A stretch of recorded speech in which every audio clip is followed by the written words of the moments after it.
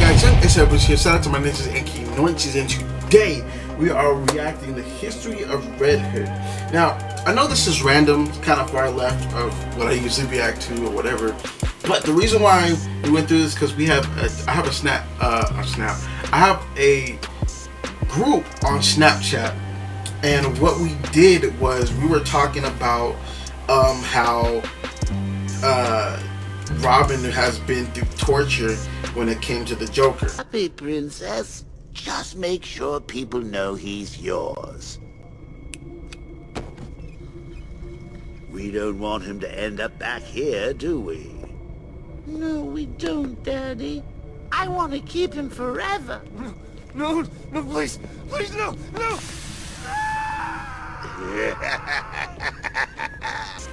And when that happened, I was like, yo, like, I've got to see the history of Red Hood because of what happened to him. So, without further ado, man, let's just right to the video.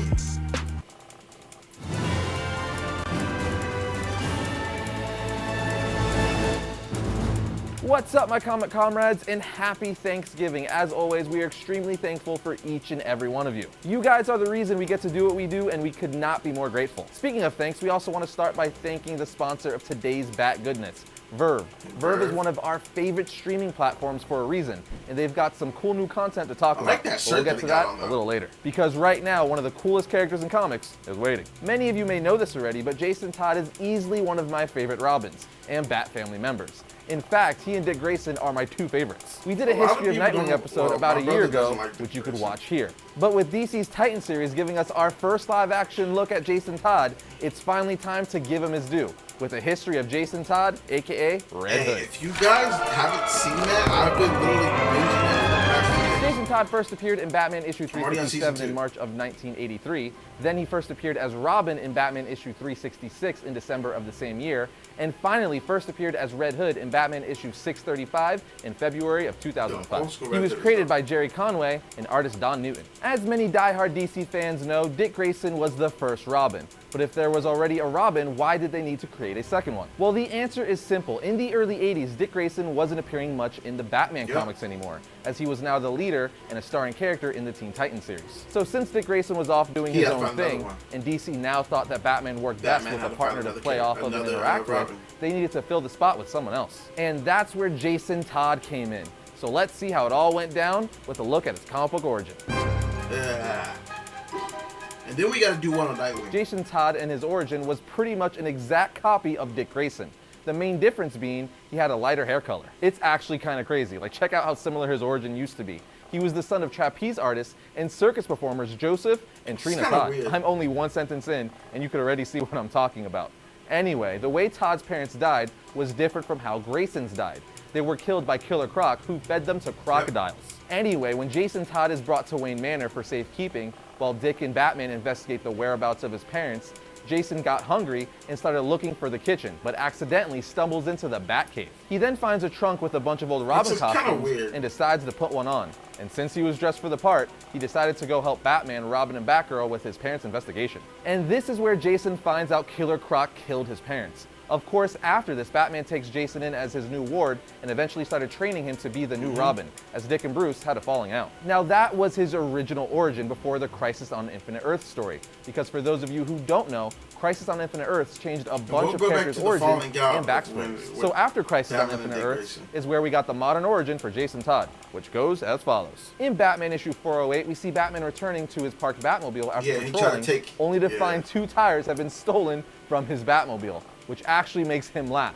Yeah, the Killing Joke isn't the only time Batman laughed. He laughed while saying, I have to hand it to him, it takes stones to rip off the Batman's buggy. As he's checking out his car, the criminal returns to the scene to get the other two tires, who just so happens to be a young Jason Todd. Batman says, you're gonna give me back my tires. But Jason Todd hits him with a tire iron and runs off. Yeah, Jason even as a young kid had some big cojones. Anyway, Batman follows him back to a crappy apartment where Jason lives and finds Jason smoking. If you haven't put two and two together by now, Jason was now made into a young brat of a kid who who stole, smoked, and was definitely not a Boy Scout, which At all. I personally love. It makes him a lot more interesting as a character. In any case, Batman finds out that he lives there alone and that his dad Willis Todd is a criminal who Jason thinks is probably in jail again. But we later find out he was killed by Two-Face. As for his mom Catherine, she died from a disease. So by the end of Batman 409, after saving Jason from the corrupt Ma Gun's school for boys, Batman's like, you can ride This is with like me. low-key Once new to in me, the too. Batmobile, Jason says,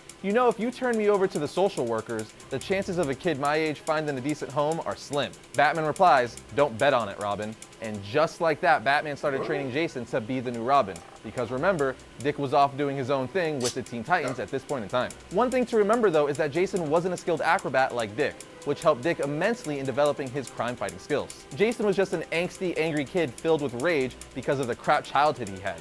So Jason was trained for 6 grueling months by Bruce. He was trained in martial arts, not really weapons, enough. computers, science, everything. At the end of which, Batman presented him with his very own Robin costume. And that's how Jason started his crime-fighting career. But now let's get into story arcs and see how the Red Hood came about.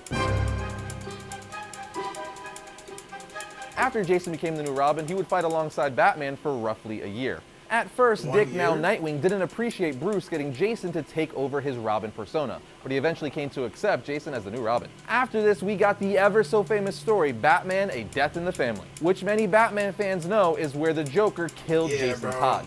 But of course, I'm gonna tell you how we got there. At the beginning of the Death in the Family story, we see Jason has become way more reckless and arrogant with his actions during crime fighting, even disobeying direct orders from the As Batman. always. When Batman reams him saying, you nearly got yourself killed. What do you think we're doing here? Playing some sort of game? To which Jason says, of course, all Yeah, life's a cocky, game, bro. as he storms off. Because of this, Bruce started talking to Alfred saying he may have started Jason off as Robin before he had a chance to come to grips with the death of Yeah, his man. parents. First his mom, who's been dead for years, and then his dad, who's presumed to be killed by Two-Face. Anyway, Bruce continues to tell Alfred he's thinking of making Jason take some time off from being Robin. Jason overhears this conversation and of course becomes extremely pissed with Bruce and storms out It is of Wayne what it Manor. is. He ends up going back to his old neighborhood and comes across an old friend of You can't his just, like, mother's. keep She going. tells him to come up to her Especially if apartment you're doing as stuff she has a that's box reckless. of his mom's stuff that she's kept for him. In said box, he found his birth certificate and saw that his mom's name started with an S, meaning his real mother wasn't Catherine. Oh. But luckily, he also found his father's address book in the box as well.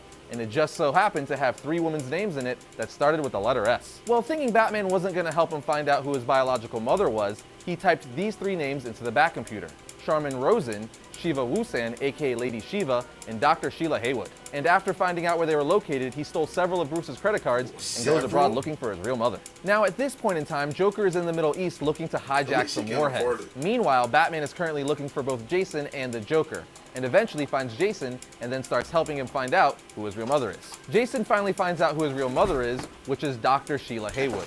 But before he could arrive to meet his mother, the Joker gets to her first. You see, she's in charge of the like distribution how of he has, all like, medical supplies regular- in he's her regular. region. But the Joker knows her from Gotham in her early years and knows she previously performed illegal operations on teenage girls, one of which resulted in a death. Obviously, if her superiors found out about this, she would be fired on the spot. So he blackmailed her into giving him half a dozen truckloads of medical supplies that he would be able to sell on the black market. After this, Jason goes to meet his real mom and the two get acquainted. It's actually kind of sweet. But he soon finds out she's being blackmailed by the Joker. So he goes and tells Batman, and Batman devises a plan and tells Jason to stay put and wait till he gets back. To not attack the Joker alone, he's too dangerous for Yep. him to handle. But of course, Jason doesn't listen and course. reveals to his mother that he's Robin and he can help her. But after he offers the help, she leads him to a warehouse where the Joker is there waiting for him. She then reveals to Jason that him catching the Joker and turning him in will also cause an investigation that will unveil all the money she's been embezzling. Wow. So pointing a gun at her son, she asks the Joker, what should we do with him? The Joker says, something I've wanted to do for So she's years. over here being So the Joker Two-Face starts at to the same beat time. the ever-living crap out of Jason with a crowbar. The Joker then ties his mom up and leaves the two of them locked up in a warehouse with a bomb. Shortly after the Joker leaves, the bomb goes off, and Batman eventually comes back to see that his partner is See? dead. After this, Batman's heart is broken, and he blamed himself. So he would display Jason Todd's Robin costume in a glass case in the Batcave as a memorial piece, which of course became one of the many iconic pieces and mainstays of the Batcave, along with the giant penny and the T-Rex. But as I say, no one really stays dead in comics. So years later, when Superboy Prime was punching his way into the main reality, the reality warping effects of his punches brought Jason back Which to is life. crazy. He literally dug himself out of his own grave. We would later learn in the Red Hood Last Days story that Talia al Ghul learned about Jason's resurrection and had him abducted and brought to her. She did this because she thought Batman's former protege would be worth something to them, even though her father Ra's al Ghul didn't agree. Wow. Now, even though Jason was resurrected, he suffered from brain damage and other injuries. So Talia put him in the Lazarus pit to heal him. After this, Jason learned that after his murder, Batman did the same thing he always did to the Joker: send him back to jail. This, of course, was way too much for Jason to handle, mad especially he it didn't being kill only him. a few days after he was put in the Lazarus pit, which has dramatic effects on a person's mind. Jason was in shock and couldn't believe Batman didn't kill the Joker after what he did to him. Jason was like, am I just an expendable soldier that clearly meant nothing to Batman? This line of thinking led to him wanting revenge on both the Joker and Batman. That's not the case, So when man. Talia told Jason about an upcoming attack on Batman in Gotham planned by a man calling himself Hush, he meets with Hush and is like, hey, I want in. I want to mess with Batman's head. Hush lets him in on it, and during the end of Batman Hush, when the story comes to a climax, Jason Todd reveals himself to Batman. It messes with Batman's head at first, as clues did lead the Dark Knight to believe it was the real Jason. But at some point during the fight, Clayface switched with the real Jason and started impersonating him. After this, Talia left a gift for Jason, Got which red included head. a blade and his now iconic red helmet. That's right, if you didn't know already, Talia al Ghul is the one responsible for Jason's awesome red helmet. But this, my friends, dope. brings us to the amazing Under the Red Hood story. But first, how about some Verve? Yes, today's episode is once We gotta again look more sponsored by into it. our good friends over at Verve. But you may be asking, Eris, what is this magical Verve that you speak of? Well, my comic comrades, Verve is spelled VRV, and it's one of our favorite streaming services for anime. Okay, I'm sure many of you have seen the awesome animated movie Batman Under the Red Hood, which was adapted from the comics. If you haven't, you need to do that, like immediately. Well, maybe wait until after the episode. In the story, Jason Todd takes up the identity of Red Hood, basing it off of the Joker's former identity. And let me just say, the fact that he stole the former identity of the man who killed him is brilliant. But back in Gotham, the Red Hood is there not to fight crime, but to be a dark influence, and most of all, avenge his own death. Crazy, In fact, man. because he's a boss, he almost immediately took over the entire drug trade by decapitating all the lieutenants of the top street dealers in Gotham. That's just savage. He then told the dealers that he would be taking 40% of all profits from then on, and set a new rule that they weren't allowed to sell to any kids. And if they did, he would kill them. Simple as that. He also made moves to get the attention of the Black Mask. Later in the story, Amazo also shows up at one point and fights Batman and Nightwing. It's pretty awesome. Long story short, Red Hood inevitably comes into conflict with Batman, where he reveals to Batman that he is indeed Jason Todd, and he's back from the dead. The story eventually ends with Jason taking the Joker hostage and telling Batman, you've ignored what he's done in the past, blindly, stupidly disregarding the entire graveyards he's filled, the thousands who have suffered, the friends he's crippled. I thought killing me that I'd be the last person you'd ever let him hurt. When it If it comes had to, been like, you, he beat to a being bloody something mask. super If it had been you, he left in strange, agony. like, If he had taken you from this having world, I would have done discipline, nothing but Batman's search the got it planet down packed, for this bro. pathetic pile of evil and sent them off to hell. Batman replies with, you never understood. I want him dead maybe more than I ever wanted anything. But if I do that, if I allow myself to go down into that place, I'll never come back. Which Yep. also gives us the answer to why Batman doesn't kill. After this, Jason threatens to kill the Joker if Batman wouldn't, and starts counting down, so Batman chucks a batarang at Jason's neck to stop him. Damn. Batman just can't get himself to use a gun or kill. And then the Joker says to Batman, one of my favorite lines in all of comic books, oh God, I love it. You managed to find a way to win, and everybody still loses. It's just the biggest insult to injury line ever. And then the Joker proceeds to blow up the building. Of course, everyone lives, but it's still crazy. Yep. After this, Bro, Jason that would continue costume as the is dope. anti-hero Red Hood. And during the battle for the cowl storyline, when Bruce was thought to be dead, it causes everyone to battle for the cowl, to take up the mantle of the Batman. Jason took it upon himself to put on an awesome Batman costume, wield 2 guns, and be a badass Batman that uses lethal force. Of course, it didn't last long, and Dick Grayson ultimately won the cowl and became the new Batman, and made Damian Wayne the new Robin. As for Jason, he eventually accepted that Dick was the new Batman. So he was like, you know what? I'm gonna be Dick's direct competition, and made a new, more dramatic costume for his Red Hood identity. He even got a sidekick, Scarlet, who is the daughter/victim of Professor Pig. But What? this all went away, however, when the New 52 happened in 2011. The New 52 would pick and choose what they wanted to keep from many characters past, Jason Todd included. They even gave us a new retelling of Jason's origin, which was very similar to his post-Crisis one. But the most prevalent thing the New 52 did for the Red Hood was create the Red Hood and the Outlaws, or simply, the Outlaws. They're a team of vigilantes led by the Red Hood. The team originally consisted of Red Hood, Arsenal, and Starfire. More recently, however, in DC Rebirth, the team reformed and consisted of Red Hood, Artemis, and Bizarro. The DC Rebirth Outlaws were actually referred to as DC's Dark Trinity, as each Outlaw member is related to the main DC Trinity of Batman, Superman, and Wonder Woman. That's dope. Personally, I think that's really cool. As for Red Hood and DC Rebirth, if you want to know more about that, check out our all-new Red Hood episode to see what's currently going on with him.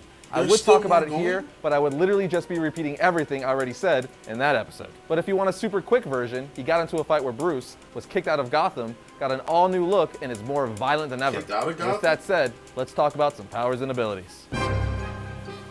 Okay. As one would assume, being trained by Batman makes you an incredibly dangerous individual in every aspect.